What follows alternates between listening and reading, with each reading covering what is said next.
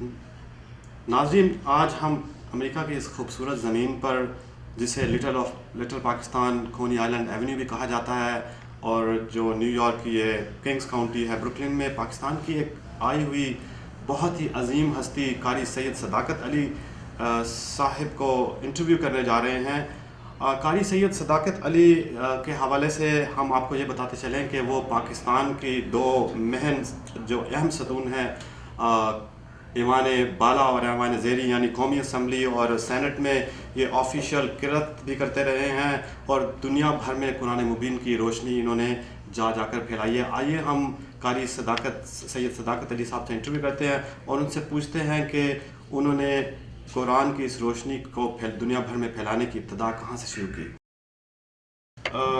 میں یہ بھی بتاتا چلوں کہ قاری صاحب کے ساتھ ہمارے ساتھ اس نیو یارک کی بہت ہی نائس پرسنالٹی ملک ناصر ایوان صاحب بھی بیٹھے ہوئے ہیں، جو علامہ اقبال کمیونٹی کے چیف ایگزیکٹو بھی ہیں، اور جو علامہ اقبال کمیونٹی کے چیئرمین بھی ہیں، جنہوں نے یہاں پہ ایک اسٹار ٹاک نامی ایونٹ بھی کرایا ہے، جس میں مقامی اسکولوں کے بچوں نے، بلکہ مقامی جو ہمارے پاکستانی اس لٹل پاکستان میں رہتے ہیں، ان کے بچے اس اسکول سے جو کہ اردو کی کلاسز جہاں پہ جاری تھیں، وہاں پہ مستفید ہوئے ہیں، اور ان بچوں نے امریکہ کی سرزمین پر، جہاں پر اسکولوں میں انگلش کے علاوہ کوئی اور لینگویج نہیں سکھائی جاتی، وہاں پر اردو سیکھنا شروع کر دیا ہے۔ اور ان کے ساتھ ہمارے ساتھ طاہر صاحب بھی ہیں، یہ بھی پاکستان کی سرزمین، آئی تھنک سیالکوٹ سے تعلق ہے ان کا، اور یہ بزنس مین ہیں، پاکستانی امریکن بزنس مین ہیں۔ ساتھ ان کے بخاری ریسٹورنٹ ہے ہماری کونی آئلینڈ ایونیو پر، بہت پیارا، جہاں پہ پاکستانی وقت شخصیت دکھائی دیتی ہے اور ایک پاکستان کا ماحول ہے۔ وہاں کے جاوید صاحب ہیں، وہ بھی بیٹھے ہوئے ہیں۔ آئیے پہلے ہم قاری سید صداقت علی صاحب سے پوچھتے ہیں کہ انہوں نے قرآن مبین کی اس روشنی کو دنیا بھر میں پھیلانے میں کب سے کام شروع کیا۔ جاوید صاحب، تھینک یو ویری مچ، بڑی نوازش، شکریہ، آپ نے اپنے چینل کے ذریعے مجھے ہزاروں لاکھوں لوگ تک پہنچنے کا موقع دیا ہے۔ منظور صاحب، تھینک یو ویری مچ، مجھے بڑی خوشی ہوئی کہ آپ نے آج ہمیں اس شہر نیو یارک کے اندر اور بروکلن بالخصوص کونی آئلینڈ کے اوپر آج ملاقات کا موقع دیا، اور آپ کے چینل کے ذریعے لوگوں تک پہنچنے کے لیے ایک راستہ نکالا۔ شعبہ قرات ایک بڑا اہم شعبہ ہے۔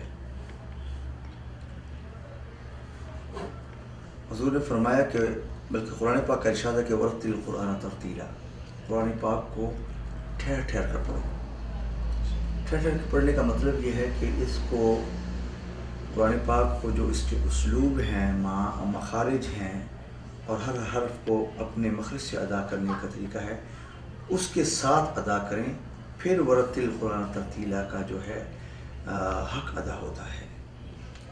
اسی طرح حضور کا ارشاد فرمایا کہ خیرکم من تعلم القرآن وعلمہ، تم میں سے بہتر شخص وہ ہے جو قرآن کی تعلیم دے اور قرآن پاک کی تعلیم حاصل کرے۔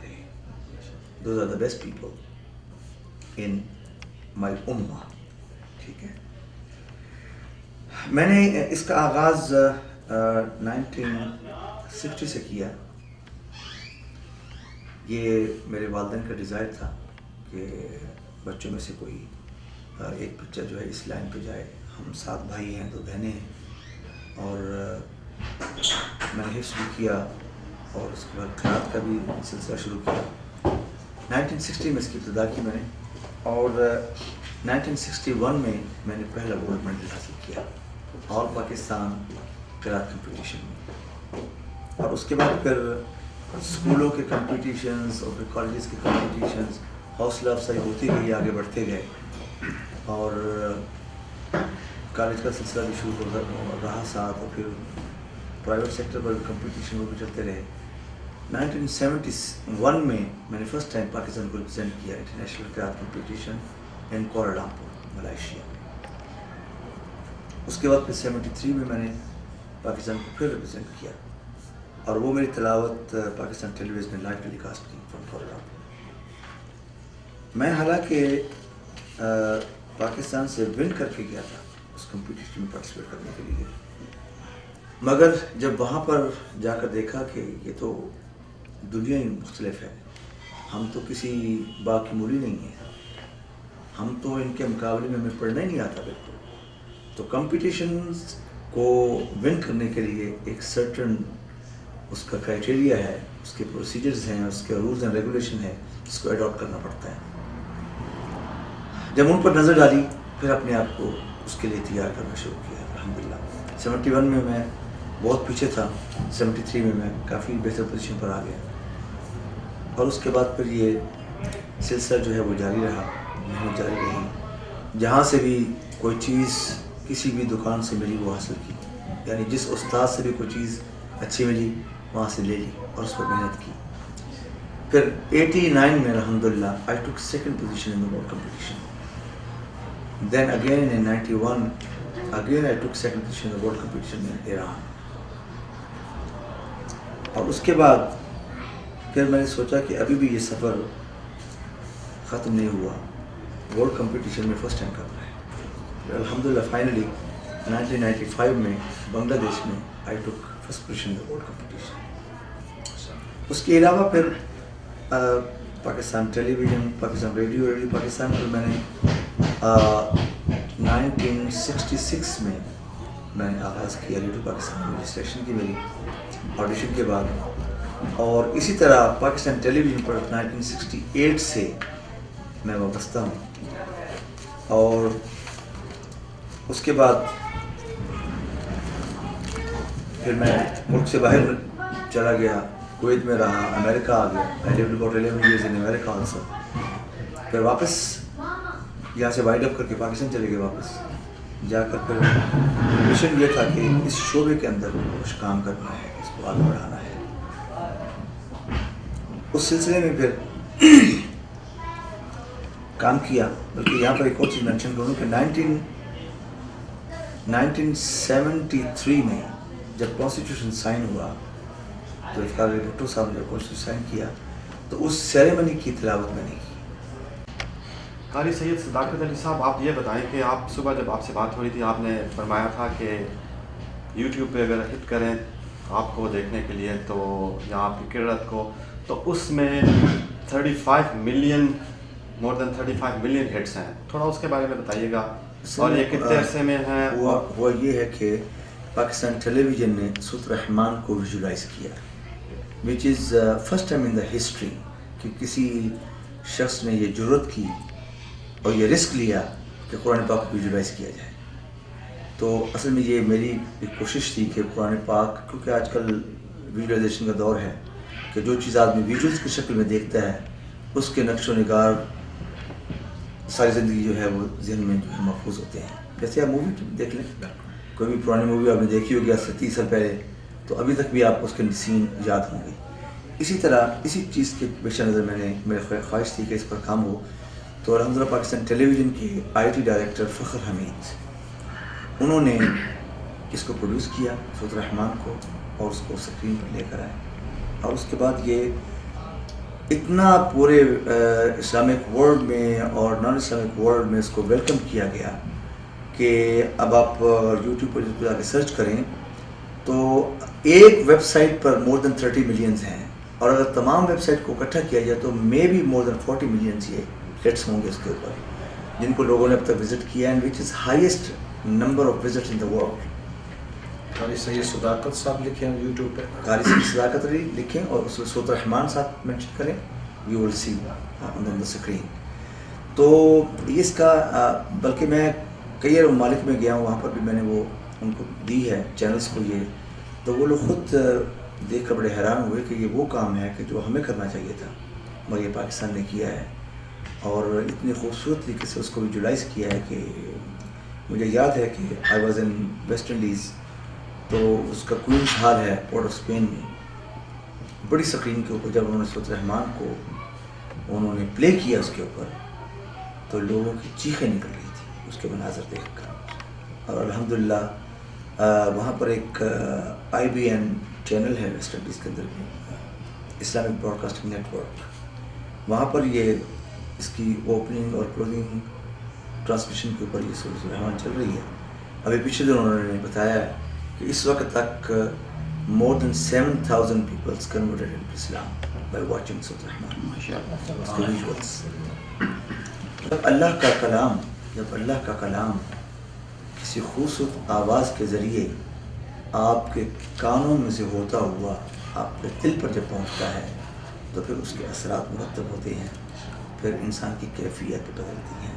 مجھے یہاں پہ ایک واقعہ یاد آ گیا جو کہ شیخ عبدالباسط رحمۃ اللہ علیہ نے خود سنایا. انہوں نے کہا کہ میں جمال عبد الناصر کے ساتھ رشیا گیا, خورشیف کا زمانہ تھا, تو کہتے میں نے تعارف کروایا کہ یہ شیخ عبدالباسط ہیں, یہ قرآن کے بہترین قاری ہیں, قرآن پڑھنے والے ہیں.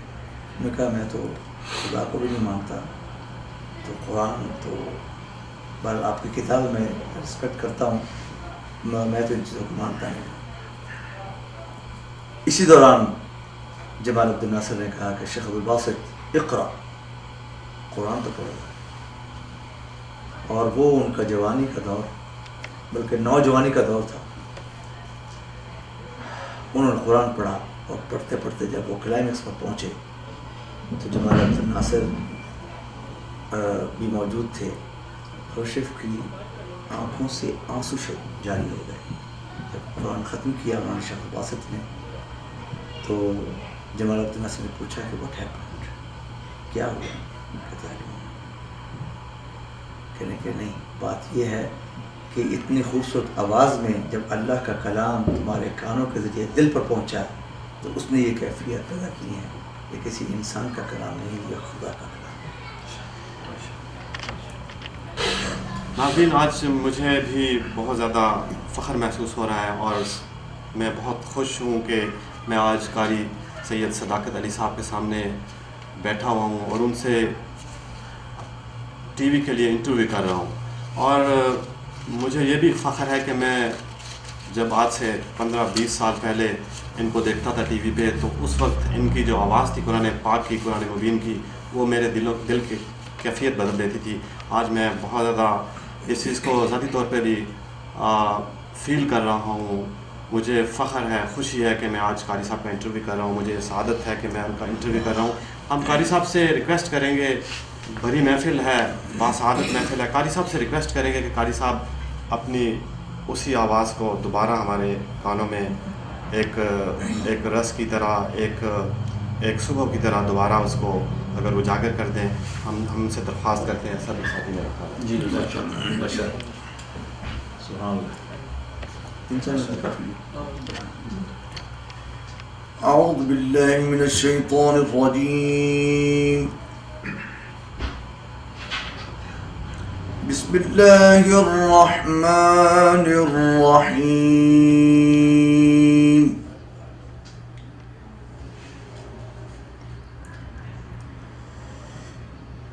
اقرأ باسم ربك الذي خلق, خلق الإنسان من علق.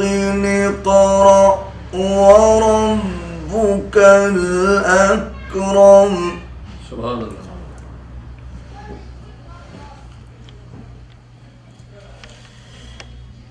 اقرأ وربك الأكرم الذي علم بالقلم, علم الإنسان ما لم يعلم. صدق الله العظيم.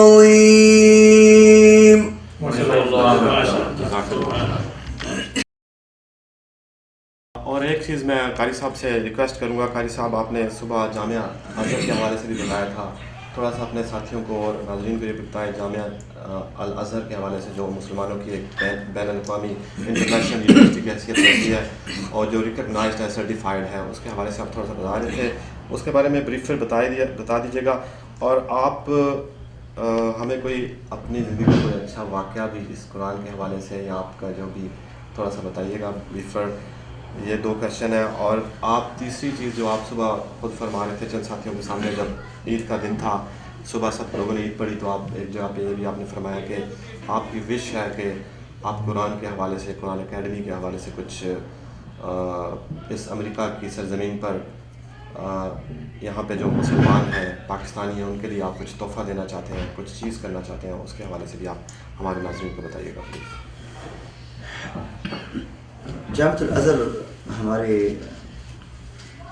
اسلام کی سب سے پرانی درسگاہ ہے اور لاکھوں اسکالرس انہوں نے پیدا کیے ہیں, بڑی بڑی علمی شخصیات پیدا کی ہیں. اس وقت بھی تقریباً 7 لاکھ کے قریب وہاں پر اسٹوڈنٹس پڑھ رہے ہیں. اور جو خوبصورت بات ہے وہ یہ ہے کہ میجورٹی ان میں سے حفاظ کی ہے, قرآن پاک سب نے میمورائز کیا ہوا ہے. جامعۃ الازہر کی فکر جو ہے وہ بالکل ایک امن پسند ہے, پیسفل لوگ ہیں. اور اس وقت جو جامعۃ الازہر کی قیادت ہے اس میں شیخ الازہر جن کو امام الاکبر ڈاکٹر احمد طیب ان کا نام ہے, ان کو امام الاکبر گرینڈ امام کہا جاتا ہے وہاں پر, اور ان کا پروٹوکول جو ہے وہ بالکل پریزیڈنٹ کے برابر ہوتا ہے. وہ اور ان کے ساتھی ڈاکٹر عبدالفضیل قوسی اور ڈاکٹر اسامہ یاسین اور ڈاکٹر عبدالدائم, یہ سب لوگ جو ہیں یہ صوفیہ لوگ ہیں. اور آپ کو علم ہے کہ صوفیہ ہمیشہ امن پسند لوگ رہے ہیں اور انہوں نے ہمیشہ امن کی دعوت دی ہے اور لڑائی جھگڑوں سے ہمیشہ بھاگ رہے ہیں. تو انہوں نے اس درسگاہ کے ذریعے پوری دنیا کے اندر جو ہے وہ اس چیز کو عام کرنے کی کوشش کی, اور ان کے اسکالرز وہ پوری دنیا میں پھیلے ہوئے ہیں. پاکستان میں بھی کافی ان کے اسکالرز ہیں جنہوں نے وہاں سے ڈگری حاصل کی ہے اور ڈاکٹریٹ حاصل کی ہوئی ہے. اس میں سب سے پرانی شخصیت پیر کرم شاہ صاحب الازہری رحمۃ اللہ علیہ, بڑی معروف علمی شخصیت, روحانی شخصیت, بھیرا شریف, انہوں نے بھی پی ایچ ڈی کی ڈگری وہاں سے کی. اور پھر اس کے بعد بے شمار ہمارے اسٹوڈنٹس جو ہیں وہاں پر تعلیم حاصل کر رہے ہیں. بلکہ کچھ ہمارے ایسے بھی احباب پاکستانی ہیں جو وہاں پر یونیورسٹی کے اندر پڑھا رہے ہیں, جن کے اندر ڈاکٹر حافظ منیر احمد صاحب ہیں, بہت اچھے اسکالر ہیں اور ان کی رائے کو بڑا معتبر سمجھا جاتا ہے وہاں پر. اور اسی طرح ڈاکٹر طاہر القادری صاحب کے بیٹے حسن محی الدین, انہوں نے بھی ڈائریکٹر وہاں سے کی ہے. اس طرح کافی ہمارے لوگ وہاں سے پڑھے ہیں. تو ان کا یہ جو نیٹ ورک ہے وہ پوری دنیا میں پھیلا ہوا ہے. ناظرین, قاری صاحب کے ساتھ ہمارے بہت ہی پیارے ساتھی, سینئر شخصیت ملک ناصر اعوان صاحب بھی بیٹھے ہوئے ہیں. اور ویسے تو یہاں پہ گلدستہ ہے پورا, جن کو میں جانتا ہوں پچھلے 5-6 سال سے. میں اس شہر میں بھی زیادہ پرانا تو نہیں مگر تھوڑا سا پرانا ہوں. ان میں ہمارے ساتھ ہمارے شمالی امریکہ کی بہت ہی عظیم ہستی, نعت خوانی کے حوالے سے اگر دنیا میں امریکہ میں کوئی نام پہچانا اور جانا جاتا ہے وہ ہمارے اصغر محمد اصغر چشتی صاحب ہیں, وہ بھی بیٹھے ہوئے ہیں. ساتھ ہمارے طاہر صاحب بھی بیٹھے ہوئے ہیں جو بزنس مین ہیں. ہمارے رائٹ پہ اس کونی آئلینڈ جسے لٹل پاکستان کہا جاتا ہے, اور واقعی جو لٹل پاکستان ہے اس میں ایک بہت ہی خوبصورت ریسٹورنٹ ہے, بخاری ریسٹورنٹ کے نام سے, جہاں پر جب بھی کوئی پاکستانی میلہ ہوتا ہے یا پاکستان کے حوالے سے کوئی چیز ہوتی ہے, یہاں پہ لوگوں کی گہما گہمی نظر آتی ہے. پاکستانی ٹی وی اکثر لگا ہوتا ہے جہاں پہ سارے لوگ پاکستان کے پروگرامز دیکھ رہے ہوتے ہیں, پاکستان سے انٹر کنیکٹڈ ہیں لوگ یہاں پہ بیٹھ کے. ہم پہلے پوچھتے ہیں ملک ناصر اعوان صاحب سے کہ وہ بھی اس ملک میں کب سے ہیں, اور میں نے ہمیشہ وٹنس کیا ہے ذاتی طور پہ کہ ملک ناصر اعوان صاحب پاکستان میں زلزلہ ہو, زلزلہ کی کوئی آفت, زلزلہ جیسی کوئی آفت آئی ہو, یا امریکہ کے اس عظیم کانٹیننٹ اور ملک میں سینڈی جیسے طوفان آئے ہوں, تو یہ مختلف ایونٹس کرتے دکھائی دیتے ہیں, لوگوں کو سپورٹ کرتے دکھائی دیتے ہیں. ان سے بھی پوچھتے ہیں کہ ان کی یہ کاز یہ کیوں یہ کر رہے ہیں, کیا انہیں اپنے वतन से मोहब्बत की वजह से करते हैं या ये इनकी जो कोई और विश है या ये अपने लोगों को इकट्ठा करना चाहते हैं एक प्लेटफॉर्म पे। साथ हमारे जावेद चीची साहब भी बैठे हुए हैं, उनसे भी हम रिक्वेस्ट करेंगे वो भी थोड़ा सा हमें बताएंगे अपनी जो भी खिदमात है कम्युनिटी के हवाले से। वो भी हमेशा दिखाई देते हैं मुख्तलिफ जो कम्युनिटी के हवाले से जो भी इवेंट्स होते हैं वहाँ पे ना सिर्फ वो दिखाई देते हैं, कोई डोनेशन हो पाकिस्तान के हवाले से, अमेरिका की सरजमीन में अमरीकी लोगों के हवाले से लोग इकट्ठे नजर आते हैं। पहले मलिक साहब से पूछते हैं कि मलिक साहब थोड़ा सा आप बताएं कि आपकी कॉज क्या है। इल्लामा इकबाल कम्युनिटी सेंटर के ये चीफ एग्जीक्यूटिव भी हैं और पाकिस्तान में ख़ास करके मैंने विटनेस किया, पाकिस्तान में कोई भी आफत हो ये सफ़े अव्वल पे खड़े रहते हैं, पेशकदमी करते दिखाई देते हैं, लोगों को इकट्ठा करते दिखाई देते हैं, ज़ाती जेब से पैसे खर्च करते हैं। आइए मलिक नासिर साहब से पूछते हैं कि ये क्या वजह है, ये क्यों एक्टिव हैं और इनके अंदर क्या जज्बा है। बिस्मिल्लाहिर्रहमानिर्रहीम।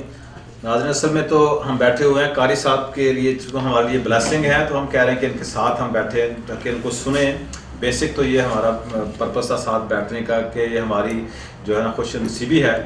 और दूसरी बात यह है कि जैसे मंजूर साहब ने कहा कम्युनिटी सेंटर के हवाले से, तो आज से 2 साल पहले मैंने एक कम्युनिटी मीटिंग की, अपने FBI होमलैंड की मीटिंग अटेंड की जिसमें कम कुछ यहूदी साथी भी थे। उसमें 102 तंजीमें जो थी वो सिर्फ यहूदियों की थी और एक मेरे ख्याल में मुसलमानों की और एक जो थी वो इंडियन की थी, वो भी किसी अरब की थी जो ना मुसलमानों की।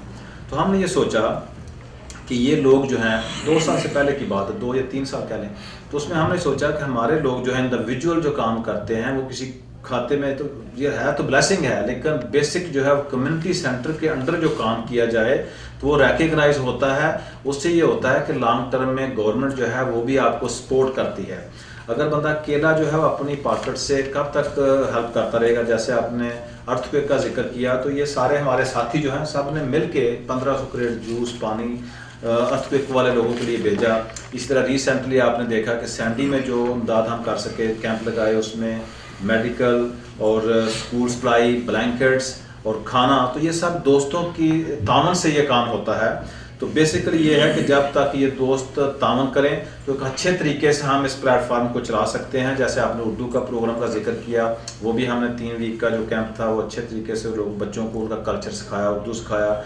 इसी तरह यही जो टीम है ये अगेन NYPD के अंडर पाक अमेरिकन जो सेफ्टी पेट्रोल बनी है वो भी इल्लामा इकबाल की कम्युनिटी सेंटर की ब्रांच है जो कि हम लोगों की हेल्प करेंगे इंशाल्लाह। जैसे दूसरी कम्युनिटीज़ अपने लोगों की हेल्प करती कि एमरजेंसी राइट पे लगा के पहुंच जाते हैं मौके पे, तो हम भी इंशाल्लाह ये पाक अमेरिकन सेफ्टी पेट्रोल जो है इसकी NYPD की जो लोगो बनी होती है वो शर्ट होगी ताकि रिकग्निशन के लिए। तो हम मौके पे आएंगे तो लोगों को, चूँकि काफ़ी लोगों को इंग्लिश बोलनी नहीं आती, तो बेसिकली ये लोग फ्रंट लाइन पे होंगे इंशाल्लाह और काफ़ी बेहतर तरीके से हेल्प कर सकेंगे। इसी तरह फ्यूनरल कमेटी के चेयरमैन साहब मेरे साथ बैठे हुए हैं, जो HH साहब, तो ये भी इल्लामा इकबाल कम्युनिटी सेंटर के अंडर है। जैसे आपने रिसेंटली में आपको बताया कि एक बाटी रात को बंदा 10 बजे हमें कॉल है कि बंदे की डेथ हुई है और नेक्स्ट दिन 12 बजे हमने कार्गो के हवाले वो डेड बॉडी जो उसको गुस्ल कफन दफन का सारा इंतजाम करके उनके हवाले कर दी। तो हम कोशिश कर रहे हैं कि जो भी मिलजुल के काम हो उसमें बरकत होती है और सब लोगों का जो कंट्रीब्यूट जो उनकी जो होती है मेहनत और कोशिश से जो काम हो सकता है वो बेहतर तरीके से हो सकता है। तो यही जब आपको लोग दुआएं देते हैं तो यही आपको जब दुआएं मिलती हैं तो अल्लाह ताला आपको जो है ना आपकी जो भी मेहनतें हैं मंजिलें हैं उसको आसान करता है। तो हमारा यही जज्बा है, यही हम चाहते हैं कि जो अच्छा काम है सारे मिलजुल के करें। थैंक यू जी। इस रेस्टोरेंट और आप जो कम्युनिटी खिदमत कर रहे हैं इतने अरसे से, उस हवाले से भी आप मेहरबानी फरमाइएगा। हमें आप बताएं कि आप कितने अरसे से ये बुखारी नामी रेस्टोरेंट चला रहे हैं और कितने अरसे से कौम की कम्युनिटी खिदमत कर रहे हैं। अस्सलाम वालेकुम, मैं बुखारी रेस्टोरेंट तकरीबन 12 साल से चला रहा हूँ और आज मेरी खुशकिस्मती है कि हमारे मौजूद सही सदाकत साहब पहुँचे हैं और उनकी वजह से बड़ी रौनक लगी हुई है। तो बाकी माशाल्लाह काफ़ी नासिर भाई ने बता दिया सारा कुछ, मैं यही कहना चाहूँगा। Thank you. नाज़रीन, जैसे कि आपने कारी सैयद सदाकत अली साहब से सुना कि वो प्राइड ऑफ परफॉर्मेंस भी हैं, वो पाकिस्तान के ऐवान बाला और ऐवान ज़ेरी जिसे नेशनल असम्बली और प्रोविंशियल असम्बली में वहाँ पे भी ऑफिशियल किरत करते रहे हैं। कारी साहब से पूछते हैं कि आज तक उन्हें जो अवार्ड्स मिले हैं उसके बारे में थोड़ी सी ब्रीफ करें हम लोगों को, हमारे साथियों को और हमारे व्यूअर्स को। अवार्ड्स तो बेशुमार, अगर उसको गिनना शुरू करें तो बहुत लंबी लिस्ट है। اور جو مین ایوارڈس ہیں اس میں سب سے بڑا تو ایوارڈ پرائڈ آف پرفارمنس ہے جو کہ حکومت پاکستان کی طرف سے ریکگنیشن ہے. اس کے علاوہ پاکستان ٹیلی ویژن نے 3 مرتبہ مجھے ایوارڈس کے نوازا. اس سے ریڈیو پاکستان کا ایز اے بیسٹ قاری کا ایوارڈ بھی ملتے ہیں. اس کے علاوہ پرائیویٹ جتنے بھی پاکستان میں ایوارڈ چل رہے ہیں سب میں انہوں نے ایوارڈس دیا. اس کے علاوہ برٹش گورنمنٹ کی طرف سے بھی برمنگھم میں وہاں پہ مجھے ایوارڈ دیا گیا. اسی طرح ویسٹ انڈیز میں بھی دیا گیا, مکہ مکرمہ میں دیا گیا, کویت میں دیا گیا, اور اس کے علاوہ ساؤتھ افریقہ میں دیا گیا, آسٹریلیا میں دیا گیا. تو ایوارڈز بے شمار الحمدللہ دیے ہیں, مگر سب سے بڑا ایوارڈ یہ ہے کہ اللہ نے ہمیں حضور کی غلامی عطا فرمائی. اس سے بڑا ایوارڈ کوئی نہیں.